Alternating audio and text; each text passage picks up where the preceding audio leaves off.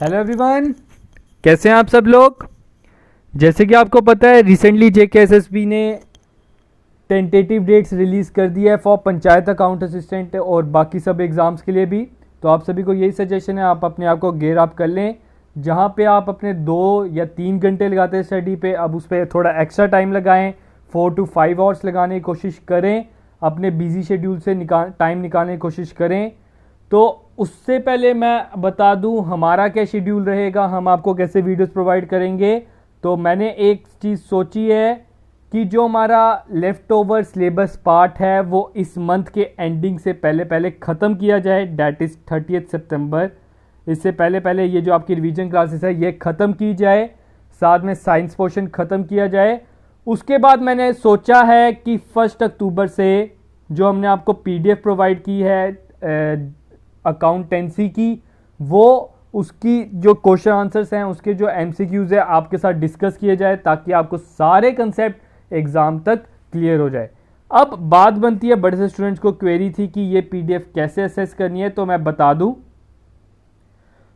दूं उसके लिए आपको पेमेंट करनी पड़ेगी। हमने बिल्कुल नॉमिनल से चार्जेस रखे हैं, डेट इज ₹100।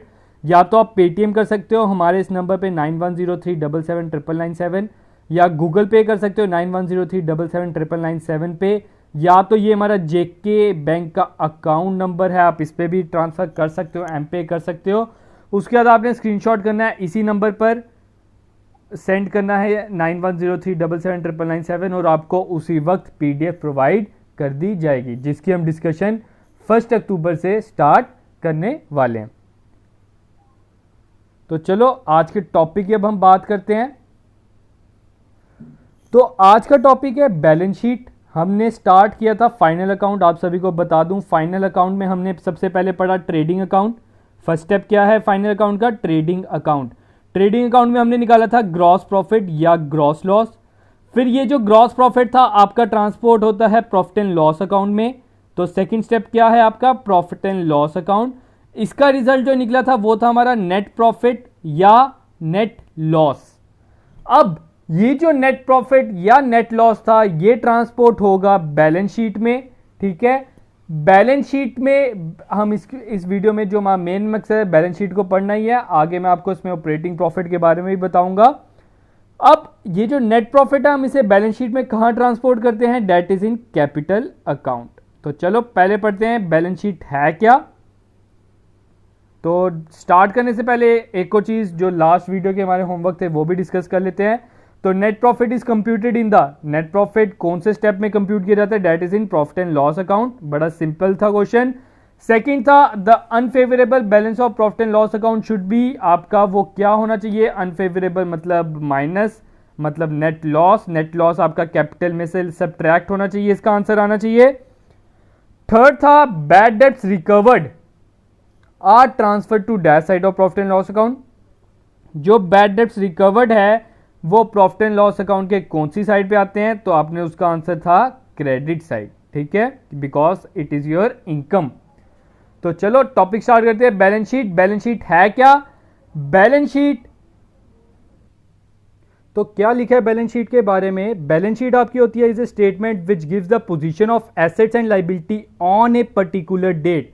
आप सभी को मैं पहले ही बता चुका हूं, balance sheet is a statement which gives the position of assets and liability. Assets क्या होते हैं? जिस चीज के आप मालिक हो। एसेट्स आर दोज थिंग्स जिसके ऊपर आपका पूरा पूरा हक है। और सेकंड चीज आती है लायबिलिटीज। लायबिलिटीज क्या होती है? लायबिलिटीज मैंने आपको एक नाम बताया है, क्या है? सिंपल सा, डेट इज टेंशन, ठीक है, जिस चीज की आपको टेंशन लगी रहे। अब जैसे मैंने इधर लिखा भी हुआ है, that is assets are the resources owned by the business. वो रिसोर्सेज जहां से उसके पैसे बन रहे हैं वो एसेट्स कहलाते हैं। And liabilities are the claims against the business. जो बिजनेस के अगेंस्ट क्लेम्स हैं उसे हम क्या बोलते हैं? लायबिलिटीज, या इसे हम बोलते हैं टेंशन फॉर द बिजनेस। आगे लिखा है मैंने after ascertaining the net profit. After ascertaining the net profit या नेट लॉस, जब आपने नेट प्रॉफिट या नेट लॉस एसरटेन कर लिया, the business person would like to know the financial position of the business. Net profit और net loss हमने कौन से स्टेप में पता किया? उसे हमने पता किया प्रॉफिट एंड लॉस अकाउंट में। तो उसको पाने के बाद a business person would like to know the financial position of the business.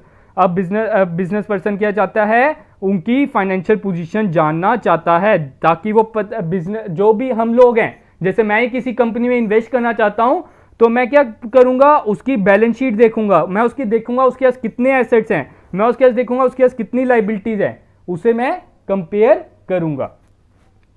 For this purpose balance sheet prepared which contains amounts of all the assets and liabilities of the business enterprises as on particular date.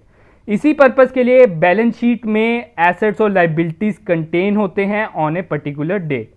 The statement so prepared is called balance sheet. इस statement जो हम बनाई इसको हम क्या बोलेंगे, balance sheet बोलेंगे। आगे लिखा है because it gives the balances of ledger account which are still there after the closure of all nominal account by transferring. ये मैंने द बोल्ड किया, इसका कोई मकसद है, क्या मकसद है, जब हम ये सारे nominal accounts are transferring to trading and profit and loss account, जब हम इसे ट्रेडिंग और प्रॉफिट एंड लॉस अकाउंट में ट्रांसफर कर देंगे, सभी कौन से, नॉमिनल अकाउंट। अब कौन कौन से अकाउंट बच गए, रियल और पर्सनल, रियल और पर्सनल अकाउंट बच गए, उसको हम क्या करेंगे, they will be transferred, they will be grouped into assets and liabilities. In the balance sheet the liabilities are shown on the left side and assets are shown on the right side. आपसे MCQ में यह भी पूछा जा सकता है liabilities कौन सी side में आती हैं और एसेट्स कौन से साइड पे आते हैं। तो एसेट्स आपके आते हैं RHS मतलब राइट हैंड साइड, और लाइबिलिटीज आपकी आती है लेफ्ट हैंड साइड। आगे मैंने फॉर्मेट भी बनाया जिससे और क्लियर अप हो जाएगा।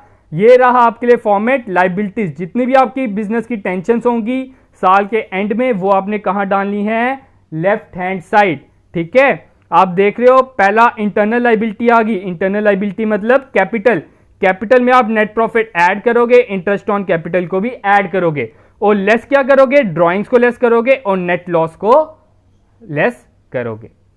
ठीक है, नेक्स्ट है आपका non current liability. Non current liability में आपने नॉन करंट लाइबिलिटीज लिख देनी है, जैसे कि लॉन्ग टर्म लोन्स होते हैं, डिबेंचर्स होती हैं, ये नॉन करंट लाइबिलिटी है, लॉन्ग टर्म लाइबिलिटीज बोल सकते हो। थर्ड है करंट लाइबिलिटीज। करंट लाइबिलिटीज में trade creditors, bill payable, outstanding expenses, advances and unearned incomes and short term loans, ये सारी आपकी क्या आ जाएंगी, करंट लाइबिलिटीज। ठीक है, अब आगे हम बात करते हैं एसेट्स की।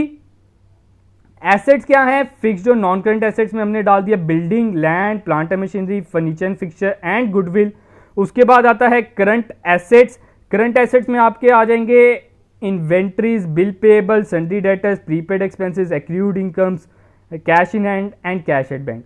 मतलब इन शॉर्ट हम यही बोलना चाहेंगे, जो राइट साइड है, एसेट साइड है, इधर हमने सारे एसेट्स डाल दिए, और जो लेफ्ट साइड है ये इधर हमने सारी लाइबिलिटीज डाल दी, और दोनों का टोटल, लाइबिलिटीज और एसेट्स का टोटल हमेशा बराबर होना चाहिए। अगर बराबर नहीं आया आपके अकाउंट्स गलत है, आप कुछ ढूंढो कि आपसे कहां मिसिंग हो गई है। अब आगे हम डिस्कस करते हैं ऑपरेटिंग एक्सपेंस या ऑपरेटिंग प्रॉफिट के बारे में पढ़ेंगे। ठीक है, तो ऑपरेटिंग, इसके बारे में नेक्स्ट वीडियो में मैं थोड़े से न्यूमेरिक क्वेश्चन लेके आऊंगा। ऑपरेटिंग एक्सपेंस क्या होते हैं, ऑपरेटिंग क्या होता है, आपको इसका मीनिंग पता होना चाहिए। ऑपरेटिंग और एक नॉन ऑपरेटिंग होता है। हमने पिछली वीडियोस में किया था डायरेक्ट एक्सपेंसेस और इनडायरेक्ट एक्सपेंसेस। ठीक है, अब ऑपरेटिंग एक्सपेंसेस आप इन्हीं में सब डिवाइड कर सकते हो। ऑपरेटिंग एक्सपेंसेस कुछ डायरेक्ट में भी आ जाते हैं, कुछ इनडायरेक्ट में भी आ जाते हैं। ऑपरेटिंग एक्सपेंसेस क्या होते हैं, वो खर्चे जो आप बिजनेस को ऑपरेट करने में करते हो। बिजनेस आप ऑपरेट कर रहे हो, जिस चीज का आप व्यापार कर रहे हो। फॉर एग्जाम्पल, हम जैसे पहले की एग्जाम्पल लेते आ रहे हैं, वी आर शू मैन्युफैक्चर। हम क्या करते हैं, शू बनाते हैं। शू मैन्युफैक्चर से रिलेटेड जितने भी खर्चे होंगे, चाहे वो डायरेक्ट हो चाहे वो इनडायरेक्ट हो, वो सारे आपके क्या कहलाएंगे, ऑपरेटिंग एक्सपेंस। फॉर एग्जाम्पल, हमने इनडायरेक्ट में ली थी सेल्समैन की सैलरी, तो सेल्समैन तो हमें शू बेचने में मदद कर रहे हैं ना, तो हमारे व्यापार से रिलेटेड है ये खर्चा, तो ये हम कहां पे डालेंगे, ऑपरेटिंग में डालेंगे। ठीक है, हमारा ऑफिस का रेंट है। ऑफिस का रेंट हम किस लिए दे रहे हैं, ताकि हमारा ये सामान बिक सके, हम सेल कर सकें, तो ये भी कौन सा आएगा, ऑपरेटिंग एक्सपेंस आएगा। ठीक है, तो इनडायरेक्ट तो है ही है, साथ में ये ऑपरेटिंग एक्सपेंस भी है। तो एक बार पढ़ लेते हैं ऑपरेटिंग एक्सपेंस के बारे में मैंने क्या लिखा है। An expense incurred in carrying out an organization day-to-day activities but not directly associated with production। वो एक्सपेंस जो इंकर्ड किए जाते हैं for carrying out organisation day to day expenses, जो ऑर्गेनाइजेशन के डे टू डे एक्टिविटी से related है but not directly associated with production, लेकिन वो उससे डायरेक्टली एसोसिएट नहीं करता, उसके प्रोडक्शन से प्रोड्यूस करने के ज्यादा डायरेक्टली एसोसिएट नहीं करता।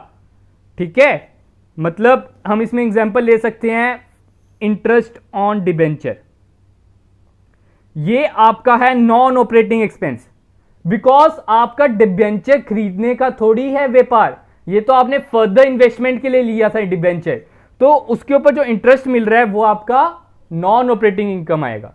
ठीक है, फिर आपका आ जाता है इंटरेस्ट ऑन एफडी। आप सभी को पता होगा, आप एफडी कराते हो, फिक्स डिपॉजिट, उसके ऊपर जो इंटरेस्ट पाओगे तो वो भी क्या कहलाएगा, non operating income. Non operating क्यों? क्योंकि आप एफडी का व्यापार नहीं करते हो, ये तो आपने फर्दर इन्वेस्टमेंट की है। ठीक है, आगे मैं और पढ़ते हैं, आगे क्या लिखा है। Operating expense include such things as payroll, sales commission, employ benefit, pension contribution, क्योंकि ये सारे के सारे आपके बिजनेस से रिलेटेड एक्सपेंस है। आपकी अदर साइड बिजनेस जो आपका दूसरा बिजनेस है, मतलब इन्वेस्टमेंट का लगा लो, उससे रिलेटेड ये नहीं है। ठीक है, तो जो नहीं है वो आपके नॉन ऑपरेटिंग है, लेकिन ये सब हैं तो ये आपके कौन से कहलाएंगे, operating. Transportation, travel, amortisation and depreciation, rent, repair and taxes, ये सारे आपके ऑपरेटिंग एक्सपेंसेस हैं। दीज एक्सपेंसेस आर यूजुअली सब डिवाइडेड इनटू सेलिंग एक्सपेंसेस। ये एक्सपेंसेस किस में सब डिवाइडेड है, एक सेलिंग एक्सपेंसेस में सब डिवाइडेड है, and administrative and general expenses. और किस में डिवाइडेड है, एडमिनिस्ट्रेटिव एंड जनरल एक्सपेंसेस में। Also called non manufacturing expense. इन एक्सपेंसेस को हम नॉन मैन्युफैक्चरिंग एक्सपेंस के नाम से भी जानते हैं। ठीक है, आपसे पूछा जा सकता है एमसीक्यू में कि आपके जो ऑपरेटिंग एक्सपेंस है इसका दूसरा नाम क्या है, इसका दूसरा नाम है non manufacturing expense.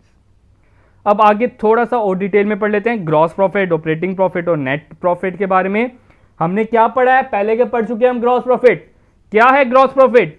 Gross profit is the total revenue less other expenses directly related to the production and goods for sale, called the cost of goods sold.